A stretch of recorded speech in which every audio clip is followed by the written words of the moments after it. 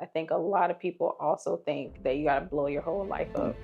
I just knew I needed a change. I knew that I was operating on a level that was not sustainable. What do you think that it was taking from you that you couldn't get back? My peace, my actual health. Now that you have taken work from the center, what's at the center now? I think my peace. So if you were talking to that woman, what would be one of the first things that you would tell her that she needed to give up? Give up your current reality, because even if you think that is the best you can get, it could always be better. I think as a Black woman, we overthink, we over-prepare. You also don't need all that shit. You start being selective about what you create and keep in your space. And that's people, that's things, memories, that's trauma.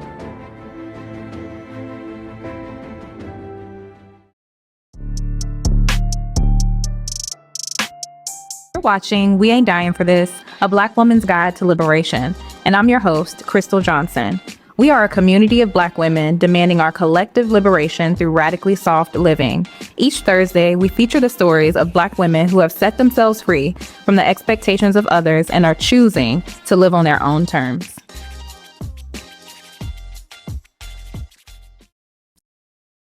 I'm so glad you're here, Gloria. I'm so glad to be here, Crystle. Yeah.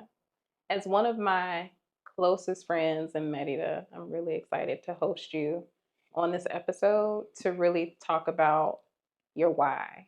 I think a lot of people believe when you leave a place, especially the US, that you're running from something. And I think a lot of people also think that you got to blow your whole life up in order to be able to do that. And I think your situation is completely different than most people. But you have experienced the Kennery experience. So this is going to be a question. The first question is going to be one that you are familiar with. So tell us who you are without telling us what you do. Yeah, let me try to remember some of the words I said. No, I'm just kidding. I'm a writer. I'm a dreamer. I'm a Black queer woman. Um, I love traveling. I love food. I'm a foodie. I'm a good friend. I love my community. And I love all things Black. Black people, Black women, Black liberation, Black culture. Yeah, you are. Black for real. Definitely. All of the things. Yeah. But as I mentioned before about your full life and not having to blow your life up, you had a very full life previously. So what made you start looking for a different one? I don't know if I jokingly say like I had a pre-midlife crisis or something, but I just knew I needed a change. Like I knew that I was operating on a level that was not sustainable, like with work, with community, and just giving myself. So in order to kind of make things stop for me, because I'm a natural giver, I'm a natural, if I show up for community, that's how I expect community to show up for me. So I'm the first one there, the last one to leave. And I think I apply that to every aspect of my life. And I was just tired. And so in order for that to stop for me, I was like, I gotta move. I gotta like physically relocate myself and my life in order to give myself a chance. Yeah. What do you think that it was taking from you that you couldn't get back? It was taking my peace. It was taking my actual health. Like we know the statistics around Black people with high blood pressure and women with like autoimmune diseases and all of that. I thought it was in like far, far when I'm in my like 60s and whatnot. But I was realizing like I have some of those things that people who have high stress environments and jobs, I was dealing with that on top of all the other things of like just not taking care of myself. And so I was like, this is, I think at 40, this is the time that I'm going to give myself permission to take care of myself. Yeah, you talk about those things creeping in. Mm-hmm. What are some of the other goals that you had living here? Because I know it wasn't just like physical goals, but it was Mm. other things that you wanted to accomplish too. The main thing is health goals. Like I wanted to get healthy so that I could like take care of myself years from now. Like I think mental health, I'm a strong mental health advocate. And outside of therapy, I just needed to set my environment up to regulate my nervous system. And I'm not one of those woo people who even use that type of jargon, but I was feeling it physically. Like, I don't know, my energy was low. I felt like I was missing something, even though I felt like I had everything. Um, I just wasn't, like I said, physically feeling good and grounded. And so I think that is my main goal here is getting myself grounded, making sure my routine reflects the life that I want to live, making sure that I'm not living for the weekends. Like I want every day to feel like a Friday.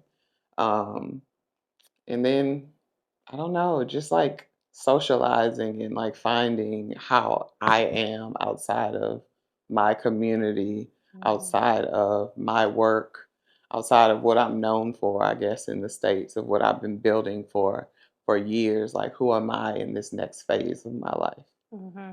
So I guess, I don't know. It's a reset. It's refiguring out what the next half of La Gloria is going to be and how she's going to live her life. There's more than a half left. I just want to. You know, I'm a little morbid. I think Very much so. give me a good 40 more years and I'm okay. I'm okay. Yeah. I really resonate with what you said at the beginning of the episode when you Mhm. said it was like a pre midlife crisis. And Mhm. then what you were just saying when you said it's more. Like Yeah. I feel like I'm missing something. Yeah. I resonate with that because I feel like I got to that point as well. It Mhm. was around 39. And I'm Mhm. wondering like if there are people listening who have had that same like aha at 39. Yeah. But at 39, I just started to feel like it's life got to be more than this. Like I had all the things. I had the job, the title, the money, the house, the friends, Mhm. all the things, and Mhm. it still felt empty. Mhm. Like something felt like it was missing. Yeah. And so I started on my quest Mhm. to look for what could be different in my life, or what is that thing that I feel like I'm missing at this point. And for me, Mhm. I didn't blow things up, but I took some time off. And I Yeah. think for a lot of people, that's hard because you're thinking about, well, what about this project that I'm working on? Or what Mhm. about this person that I'm supporting with this other thing? You just literally got to say, them people gonna be all right. They are. They Yeah. are gonna be all right. So when I took that time away, 3 months, I encourage people to always check your benefits and see if you're able to do that. I don't know. I learned so many new things about myself. As my therapist at the time would say, I gave myself my own version of exposure therapy. Mhm. Just doing all the things that I didn't think that I would do, things that I didn't think I liked, Mhm. things I was scared to do. Mhm. I did, and I feel like it just gave me like space to dream and space to think about like what are the possibilities and what are the opportunities out there for me to do something and be something different. I think we're saying the same thing to each other because Mm-hmm. like you said, mine wasn't I didn't have like something that was like taking well, outside of Trump, let's be clear, the administration was like it was in my backyard. I was Yeah. living in DC. He had sent in the National Guard. So it was like I got to a point where I couldn't brunch through fascism. So I was like, some gotta and there is no other place kind of I want to live in America. DC had it all for me. I know Mm-hmm. people talk shit. Can I curse on here? Yeah, you can say. Okay. People talk shit, but it is to me that was my black mecca. As a Clark Atlanta graduate who lived in Atlanta, a person from Houston, BC was my black mecca. So not only was it that I had my community, like I had a job that was like remote, but I, traveled all around. Um, it gets to a point where this just none of this shit matters. Mm-hmm. And so to figure out what really matters to me, again, I said I have to remove myself from that comfortability. I'm probably saying that wrong, but I had to remove myself from that comfort in order to reset and figure out what's going to be the comfort in the life I want to live for the long term. Yeah. So yeah. now that you have taken like work from the center and taken like your community and social life in DC out of the center, what's at the center now? I think my peace. Okay. I think my peace. I just switched careers and jobs, and so I appreciated waking up slow. Like I haven't woke up slow on a Monday in a long time. And I'm not a morning person. No matter how many routines I have, how many things that I make in the morning, I am not a morning person. So I appreciate the slow wake up, doing my little boxing class, having my coffee by the window and just looking at nature and waking up slow. And that, like I said, like going back to the woo woo, I think that's helping regulate my whole nervous system and just making me feel at home in my body, in my space. In your body, in your space. I love that. Also, I'm gonna tuck my imaginary hair behind my ear because I feel like I influenced you a little bit. A little bit, but we're not getting into that. It's about me. It's about me today. No, but you did. You did. You were one of like the driving forces or the gnat in my ear telling me I work too much. You just called me a gnat? Yeah. Oh, damn. Yeah. It was a gnat, but it was a helpful gnat. It was a resourceful gnat. It was a useful gnat. Yeah, when I got to Mérida, I was jokingly telling my best friend, I was like, these people don't work here. Like, they out here lollygagging on a Tuesday. Dilly-dallying at 11 a.m. And I'm like, I'm on my third meeting. And so I was like, it was like envy. It was like, I need to get that life. And mine doesn't look, I come from nothing. So I can't just say, okay, let me just lean on whatever. Like I got to make it happen. I have to be stable. And in order to do that, like I have to work. And so my type of work, it leans to consulting and whatnot. But in that space, like I didn't want to blow up my spot because my employer knew that I was in Mérida. So it was fine. It was just like the job that I worked in DC, the pace that it was, that was normal for DC. When I got here, I realized that wasn't normal at all. Not normal at all.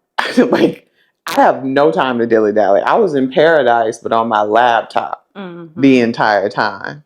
Yeah. And so that was like I said, like you were one of the driving forces, but that was the aha moment to say, like, you moved all the way across the world to stay in your apartment and be on meetings on a laptop. You can't even experience the life that you're trying to create for yourself. Yeah. So. Well, now that things have changed, bienvenidos.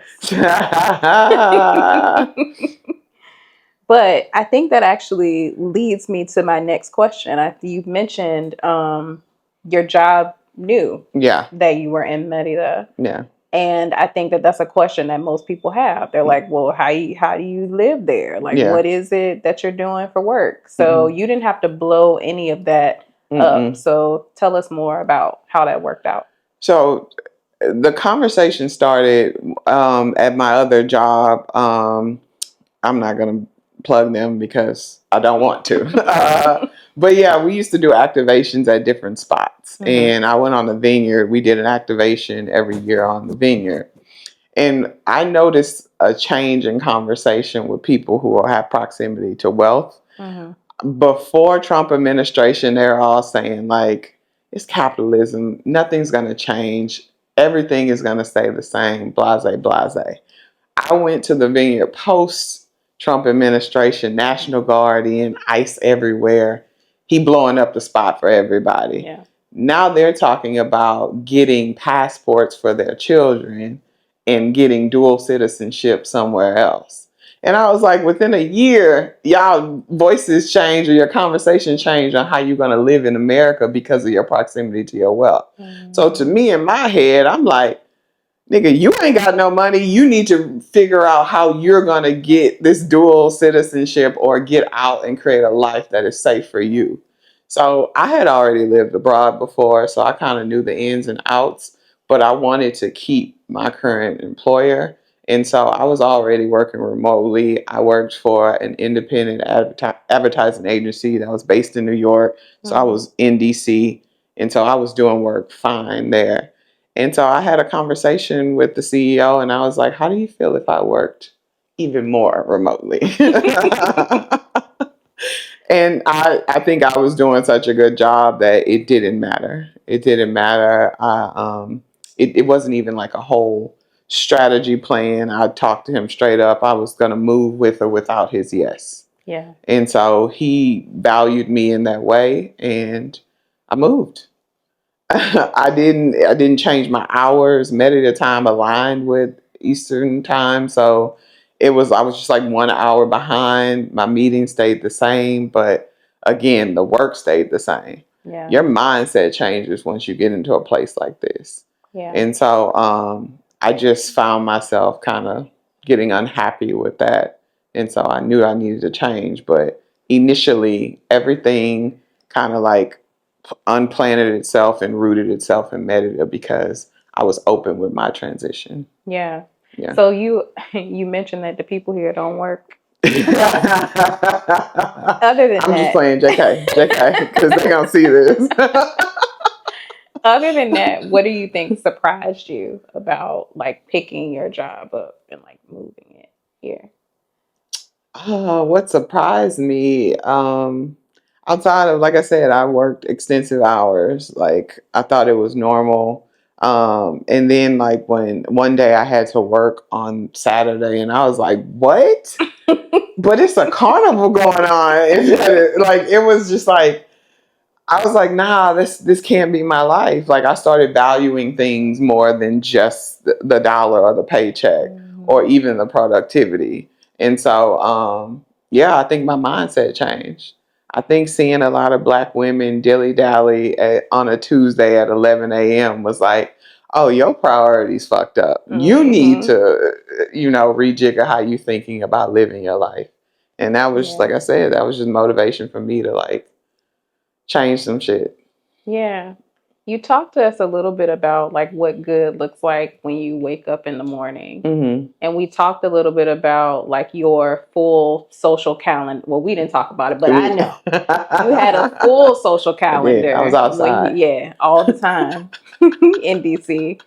And you also said that you lived for Friday. Yeah.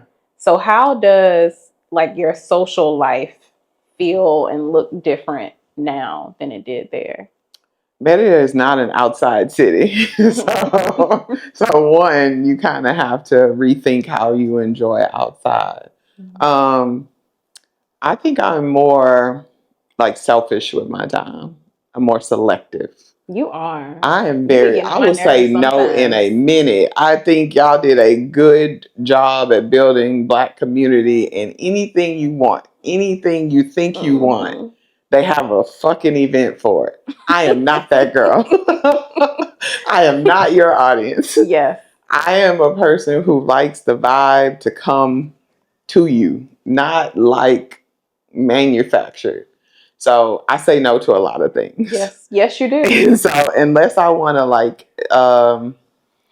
get deep with a person or get to know them more, I'll go to the event and engage. Or if it's something that I like to do, then I'll go. But I'm very selective with my time. If it was the older Gloria, because she likes to be outside, she would have went to everything. She would have said yes to everything. And even I just take it back to when I lived in South Korea because it was so new to me. I wanted to do everything, see everything. I don't have to do that now. Yeah. I don't have a time limit on how long I'll be here. So I'm okay. And then I'm also okay with missing shit. I have no more FOMO. That's so good. I have no more FOMO. That's so good. I am the FOMO. You are the FOMO. Okay. Clock it. I had to say that for the kids. I love it. So I think that there's probably like Black women on different sides of the spectrum who are listening to this episode. Ones who are like, I would never live outside the US. Ones that are like, you know what? Yes, let me explore that a little bit more. And then some folks that are like, no, like that's just not something that I can do right now. But they recognize how much living their life, how they're living it, is costing them. So if you were talking to that woman, what would be one of the first things that you would tell her that she needed to give up? I would say give up your current lifestyle. Meaning, like, give up your current reality, not current lifestyle. Give up your current reality, because even if you think that is the best you can get, even if you think you are doing great, it could always be better. And so I keep saying, like, I didn't have anything that I didn't love about DC. There was nothing outside of Trump being there in the backyard. I would have stayed there. I would have married there. I would have retired there. I would have died there. But then I moved, like I literally moved what I was doing to another country, and my life got exponentially better in under 8 months. And I never would have known that. I never would have known that if I would have stayed in my comfort and if I would have stayed in my current or previous reality. And so I know you think that you have to have a lot of money saved up, or you have to come from a certain background, or if you have to have so many stamps in your passport, or be well read or knowledgeable about a country or speak another language. You don't have to have any of that. You can learn that on the spot, because I think as a Black woman, we come with a level of resilience where you could put us anywhere and we'll figure the shit out. Do that for yourself. Do that for your life. Use the resilience our ancestors gave us to make and create your own life. And don't be scared. Don't be scared. Think big. Don't be Think scared. big. She really made me sound like me. You're not thinking big, bitch. You gotta think big. You think it's small. Yeah. No, but I agree.